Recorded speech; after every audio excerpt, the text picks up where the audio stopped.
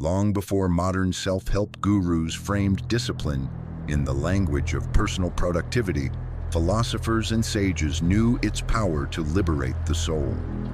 Aristotle said, "Through discipline comes freedom." Aristotle, tutor to Alexander the Great, understood that the virtues we cultivate, temperance, courage, justice, are like the muscles of character. Without consistent exercise, they atrophy, but with daily practice, they grant us the strength to stand tall against temptation, fear, and despair. The Stoics, in particular, made discipline the beating heart of their philosophy. Epictetus, born into slavery and later freed, taught that we cannot always choose our external circumstances, but we can choose our responses. He said that no man is free who is not master of himself. To the Stoics, freedom was not a political status, but an inner condition.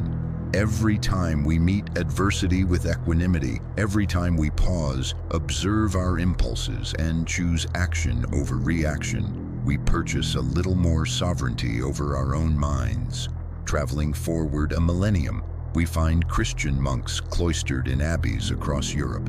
Their lives were governed by the rule of Saint Benedict, a meticulously detailed schedule of prayer, work, study, and rest.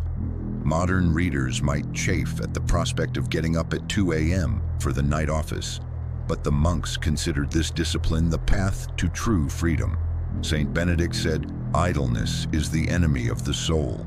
Therefore the brethren ought to be occupied at certain hours in manual labor, that by sobriety of work they may abstain from sin." In the regimented rhythm of monastic life, there was a freedom no worldly millionaire could buy. Freedom from distraction, freedom from the restless chase of pleasure, and freedom to listen to Scripture, to the whisper of conscience, and to the small voice of God within. Structure, rather than constricting the spirit, created a space in which it could soar. The Enlightenment celebrated reason, but reason without self-control is mere speculation.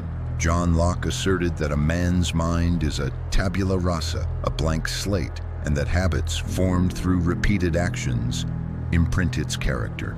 If we allow every passing impulse to carve grooves in our psyche, we become slaves to fleeting moods. Immanuel Kant took this further. Moral worth arises when we act from duty, not desire. The categorical imperative, act only according to that maxim by which you can, at the same time, will that it should become a universal law, demands that our choices be guided by principle, not whim.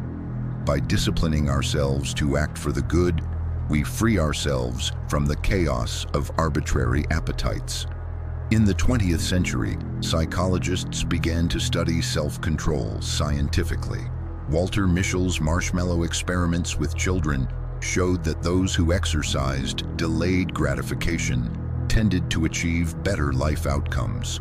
While willpower can ebb and flow, researchers like Roy Baumeister discovered that it can be strengthened through practice, much like a muscle. James Allen said, "Self-control is strength. Right thought is mastery. Calmness is power." James Allen, writing in the late 1800s, emphasized that our outer lives mirror our inner disciplines. Each thought we choose to indulge or reject, each habit we reinforce through repetition, shapes the architecture of our destinies. To master ourselves is to become architects of our own freedom. Buddhist psychology teaches that the mind is like a monkey, restless, impulsive, swinging from branch to branch of thought.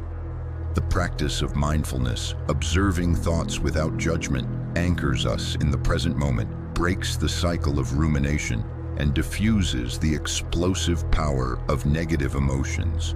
Marcus Aurelius said, "You have power over your mind, not outside events. Realize this and you will find strength."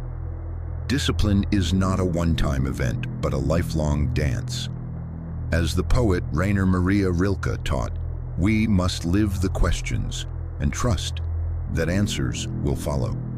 Each day we recommit to the hour of silent reflection, to the page of our manuscript To the mile on the pavement, we reaffirm our sovereignty over the flight of our attention and the sway of our impulses.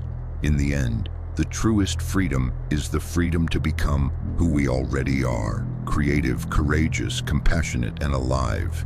It is the liberty to choose our thoughts, steer our days, and shape our legacies.